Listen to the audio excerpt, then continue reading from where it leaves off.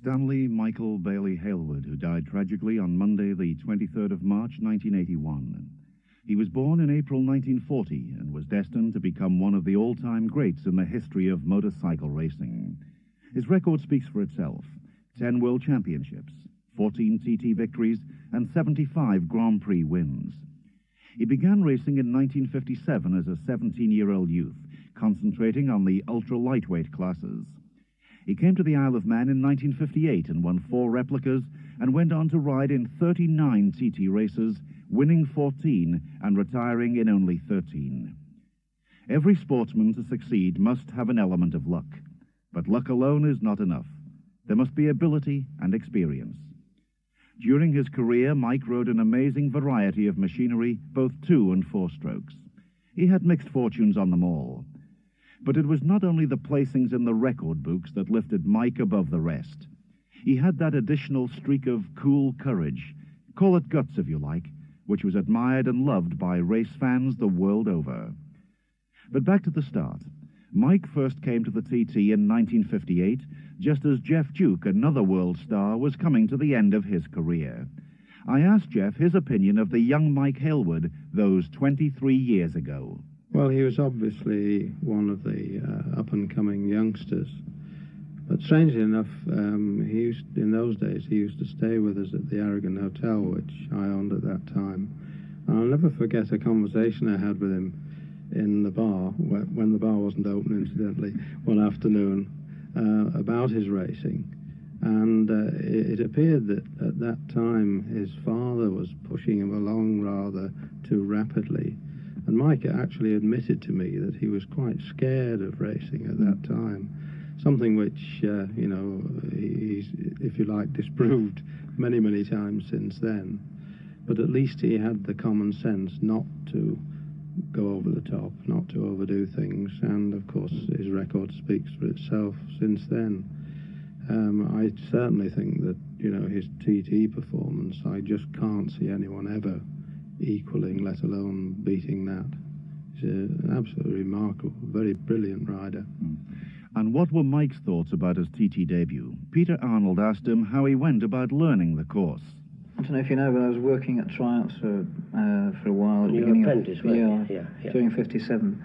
And of course I had a Triumph to ride on the road, and beginning of 58, when I came back from South Africa, I went over to the island and I did a week there, going round and round and round. I used to do about 5 or 6 laps a day for about a week. On the Triumph? On the Triumph, yeah. And I picked up quite a lot then. It's rather difficult to pick up the real racing lines.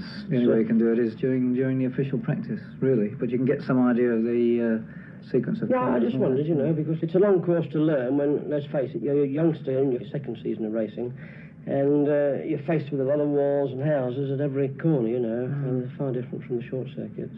Yeah. Did you like the Clips course?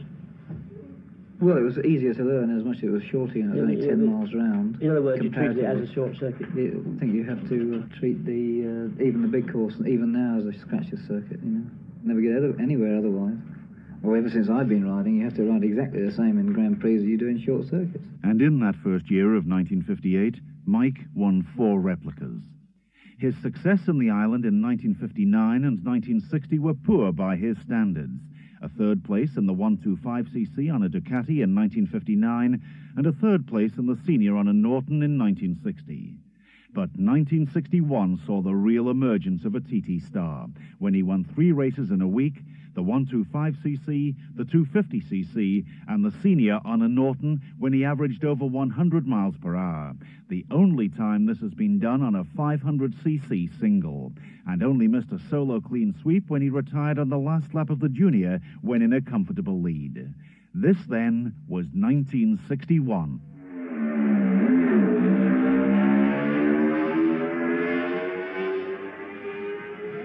Behind McIntyre, Hailwood on his Honda 4 and Hocking on the lone MV Twin were battling wheel to wheel for 2nd place. Here they are at Signpost Corner.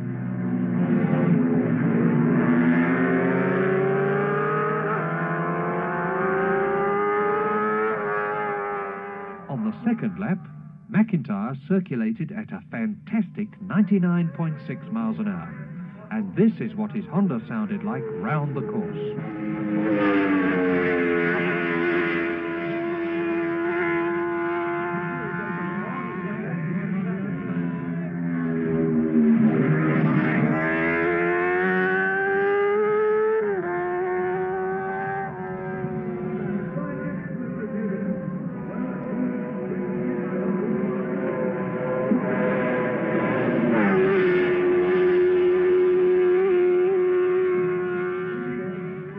But on the last lap, Mac retired, and Hailwood went on to win his second TT in one day.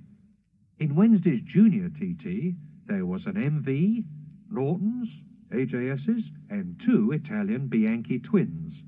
Here's McIntyre's Bianchi.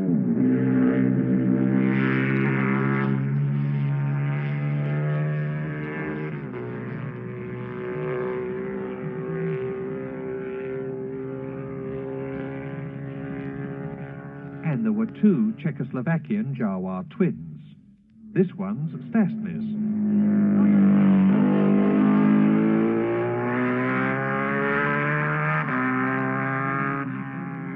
After a race full of excitement, with first Hocking and then Hailwood losing the lead, Phil Reed won on a Norton, the first TT win for a British machine since 1954. But the climax of 1961 was the senior TT, when Mike Hailwood wore down Hocking's MV, won the race and created history by winning 3 TTs in 1 week. So let us pay tribute to this truly great rider and the equally great Norton concern by following Hailwood round the world's greatest course on his last victorious lap. Number 3, way out in his last lap.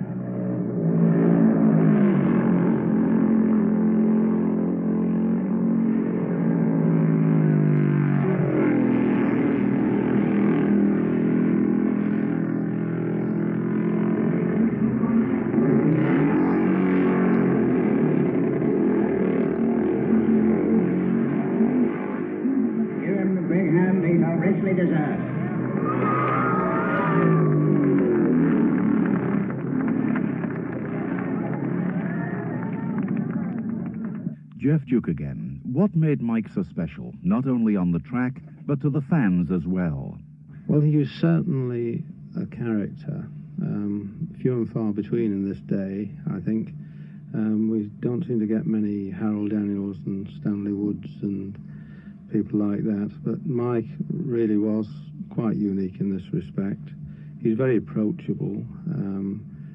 He could talk and be great with people from any walk of life.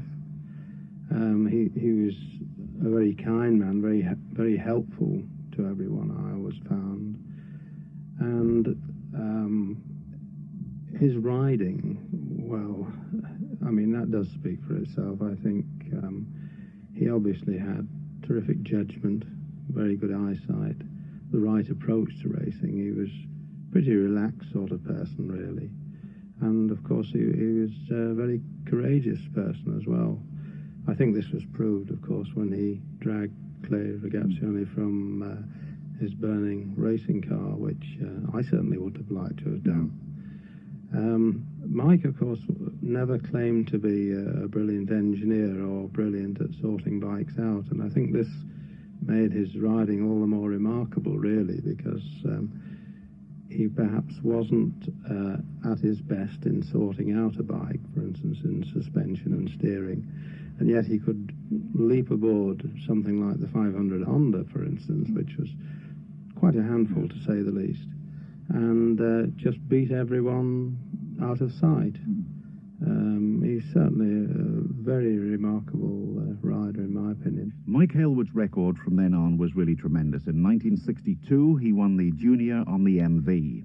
1963, the senior on an MV. 1964, another senior victory, again on the MV Augusta. 65, he repeated that success, and in 66, gave Honda a double by winning the lightweight 250 and the senior 500. And then 1967, the highlight of the 60s without any doubt, memorable for the battle with Agostini in the senior TT. A quote from Giacomo Agostini on hearing of Mike's tragic death. I'm very shattered. I had hope with all Mike's fighting spirit and the will to win that he would have won his last battle. I've lost a great friend and the greatest rival. Really, I've lost a part of my life. Giacomo Agostini. But 1967, a second hat-trick for Mike Hailwood, race and lap records, the 250, the junior, and that fantastic senior. The high-speed battle with Giacomo Agostini ended when Agostini's chain broke, and it was the highlight of the 1960s, that race, without any doubt. Agostini himself got a great welcome when he pushed in.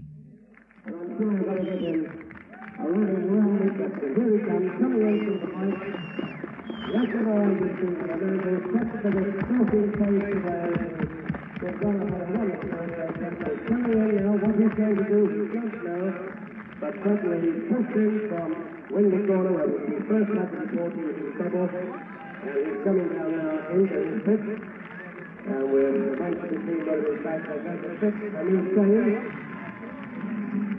Here he comes in the big chair from the grandstand. He's caught it out over into half the big chair, sitting up, relaxing, and very sportingly, some cheers, clapping rather, from the MV pit. Giacomo Agostini with his helmet off now. After the guiding ceremony, I spoke to Mike Hailwood. But we're certainly going to congratulate for the third time this week the man who's just made the record books look silly. Mike, you're fantastic. We can't say any more. There's no other superlatives that will go with it. On behalf of all of us here in the grandstand, again, congratulations, Mike. We really mean that. Thank you, Peter. Now then, what sort of a ride was it? Because it was hairy. Very hectic, very hairy, and much too fast. Yeah. Obviously, whilst Giacomo was going, you knew the setup, and you were just pressing on. Yeah. What I'm interested to know is, Mike, when Giacomo stopped at Windy Corner, you wouldn't know then. When did, in fact, you first know?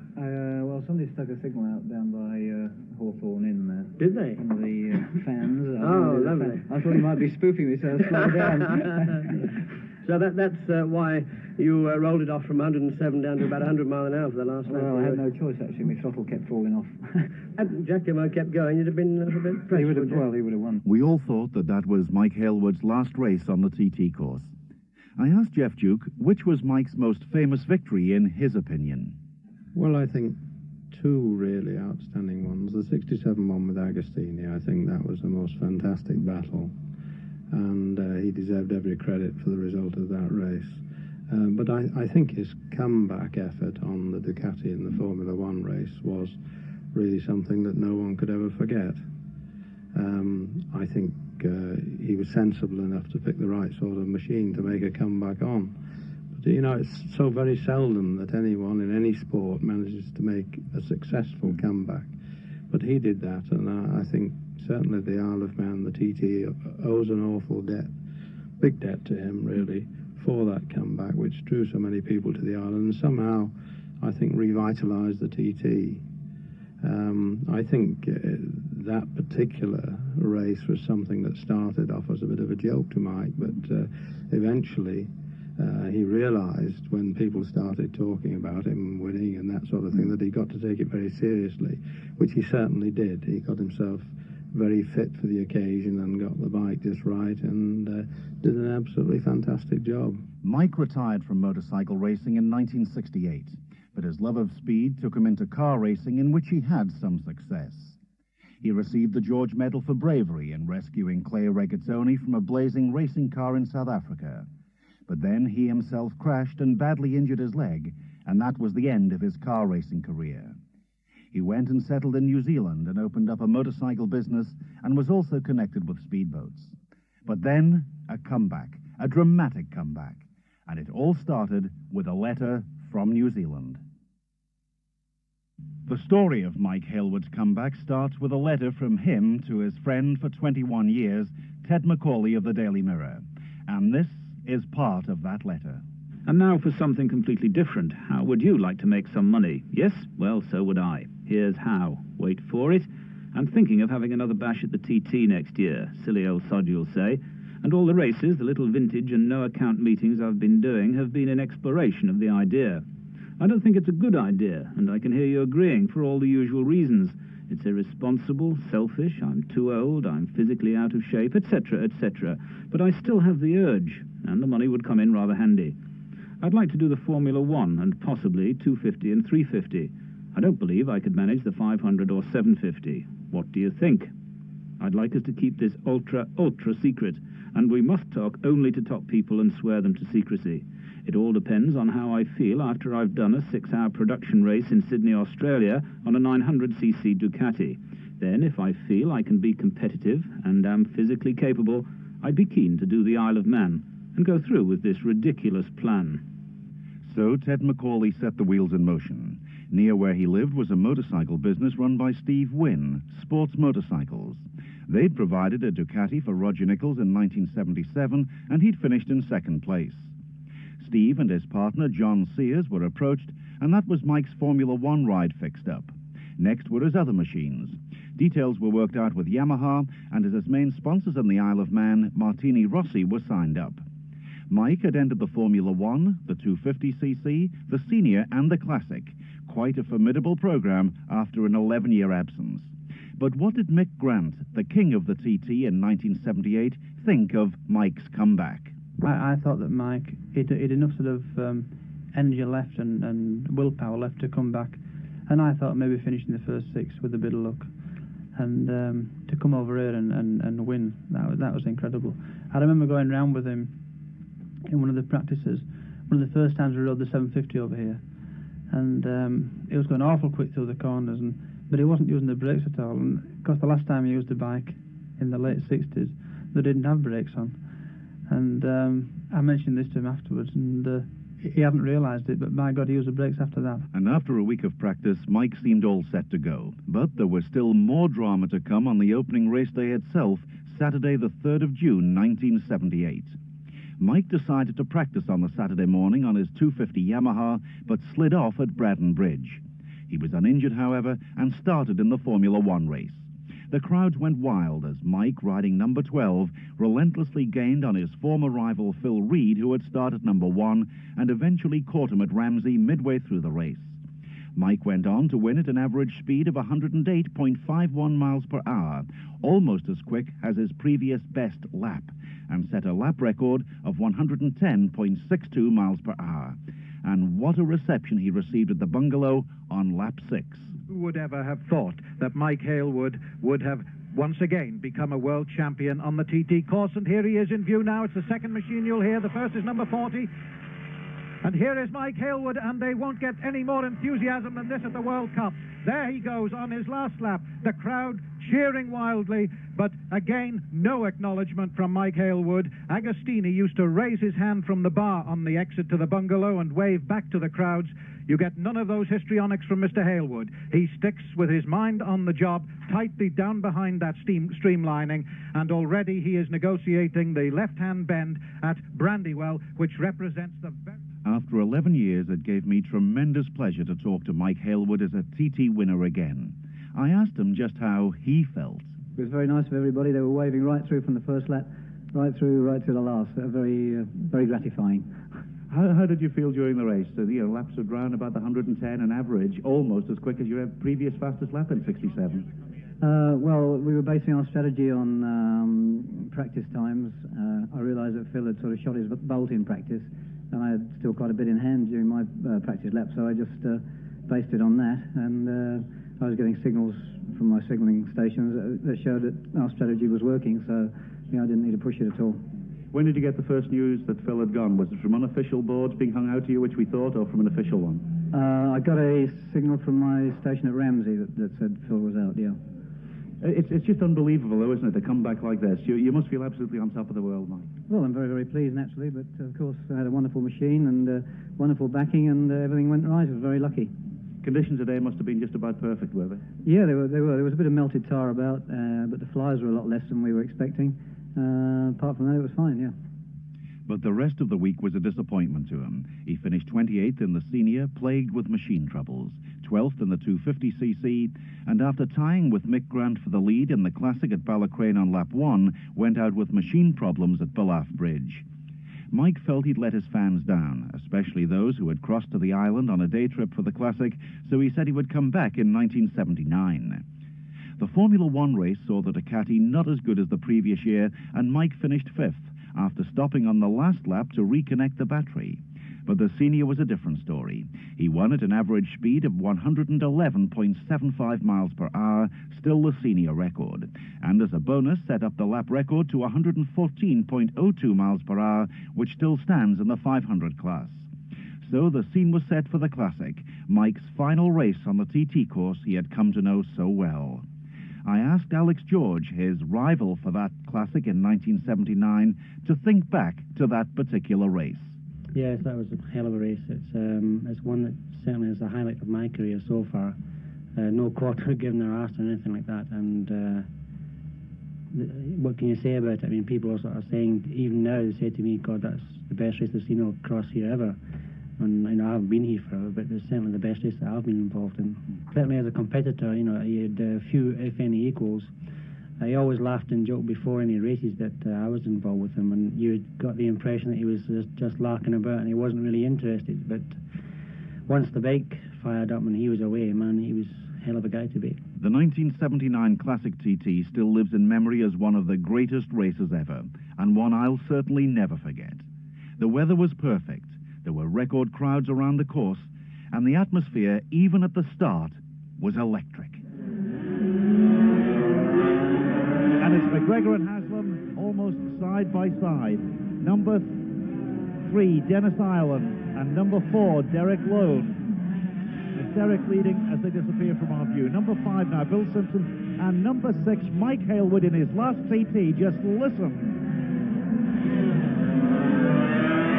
Mike Hailwood away safely. Now number 7, Steve Tonkin, 9th last year, alongside number 8, Charlie Williams. And that's the order they go, and you can listen to these machines now. It's the works numbers of Alex George and Mick Grant, numbers 9 and number 10.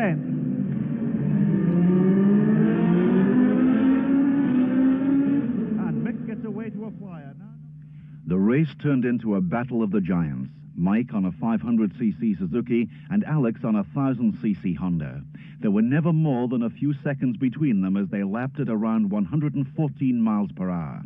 In fact, as they started their last lap, Mike led by less than 1 second. Let's follow Mike on his last ever racing lap of the TT course and pick up the story with Fred Clark at Ballacrane. And for sure, the Isle of Man is no place for anyone that is faint of heart as we look now for, and the programme's wave, and here he comes, and it's, yes, you know who, here he comes in this, the Schweppes Classic, in toward Ballacrane. Super neat, super swift, programme's arms waving at Mike Hailwood as he came through on the approach up toward us at Ballacrane. He keeps his eyes on the road, keeps his mind on the business, working away there in the Team Castrol, works Texaco Heron, Team Suzuki, and we're looking for second place man. We're past 20 seconds, so Mike has got a clear lead this time. It's up now to 1.8 seconds. 1.8 seconds, we say, unofficially the advantage now to Mike Hailwood. Well, I would say that all visitors, residents and listeners to Manx Radio, and that I suppose includes all those listeners on the mainland, will all now be hoping and praying that Mike the bike... The tension was mounting. What would the difference be at Ballaugh? It could all depend on getting jammed up behind a back marker at Governor's Bridge. Let's hope it doesn't. Let's hope it's a straight fight, and may the best man win. And tremendous technical interest. There's a signalling board being put out. I'm going to stand up for this one. Stand up, people. This is Hailwood at the last time. Fantastic. There he is. And now we've got to wait for the Scot, Alex George. It's a straight fight between the English and the Scots. The Sassenachs are in trouble. Who's it going to be? Is it going to be Hailwood or is it going to be Alex George? 13, 14, 15, 16, 17, 18. Here he is. He's ahead of a back marker. 21. They wave to him as well, generously. The back marker is number 87. It's 2 seconds. Hailwood leads. Hailwood has it by 2 seconds at Ballaugh, with 20 miles to go, and we've seen the last ever of Mike Hailwood passing through this village on a racing motorcycle in the Schweppes Classic TT, and unfortunately forever probably in the Isle of Man TT at all. Perhaps he'll come back in one of these vintage parades we have, but in serious competition, Mike Hailwood has done his last trip over this Ballaugh Bridge. But there was a dramatic change by the time Mike and Alex climbed the mountain for the 6th time. Here he is, arriving at the bungalow on his last lap. Into the left-hander he goes, lots of road to spare, bends it right, under the footbridge, the crowds wave, no response from Mike Hailwood. Up the left-hand side of the road he goes, tucked behind that streamlining. He's going well. He bends it over to the right. He goes past the warning board for the Brandywell as Alex George comes into the bungalow bends, and the crowds wave yet again, and the time interval is... Tim O'Hanlon writes down 2.3 seconds, but number 9 leads, Alex George leads on the last lap at the bungalow by 2.3 seconds. Well, the excitement... You could feel the excitement at the grandstand as we waited for the signpost indicator lights to come on. Who's it going to be? Could a tail ender just get in the way of one of them, and with only 2.3 seconds, that can make all the difference in the world. The lights not... Hailwood is there, number 6, Mike Hailwood is there.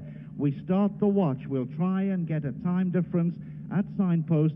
It's 10, 11, 12, 13, 14, 15, 16, 17, and Alex George is there, and that would appear to be that Alex George has 3-second advantage, and they've got, what, just a mile and a bit to come to complete one of the most exciting races that I think we've ever seen. Already the crowd on the grandstand are on their feet all the way along Glencrutchery Road as far as I can see. The people are looking. Who's it going to be? Mike Hailwood or Alex George?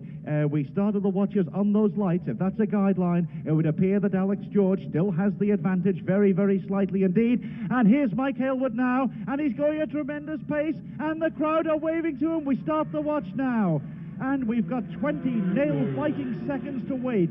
It's now 7, 8, 9, 10, 11, 12, 13. And here he is. Alex George is going to do it. Alex George crosses the line now, and I stopped my watch, and I can tell you I make it about 2.8 seconds only. We wait for confirmation of that, but what a tremendous finale to TT Week 1979. The time difference was just 3.4 seconds. When the excitement had died down, Chris Carter asked Mike what sort of a race it had been. Oh, absolutely fantastic. I enjoyed it tremendously. The bike went perfectly. George was just going a bit too quick. That's all I can say. It makes a great pleasure to finish second to a man like Alex today. And is that it? Is that it? That's the last one? That is absolutely it. I'm never going to ride like that again. Thank you. Mike was so popular on the Isle of Man that when he came over in 1980 to promote his book, he was presented with a replica Sword of State at the Crosby Hotel.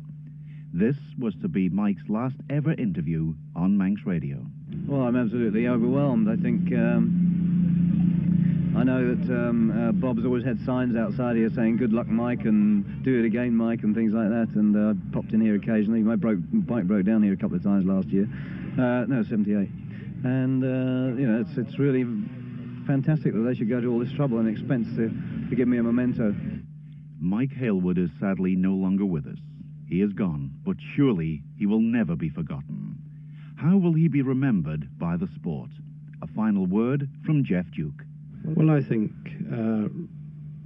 the thing that really stands out in my mind is watching him rush down Bray Hill at absolutely fantastic speed, way ahead of anyone else. And also, you know, his absolutely pleasant nature, and I always got on very, very well with him indeed, and he's a very, very great loss to the sport.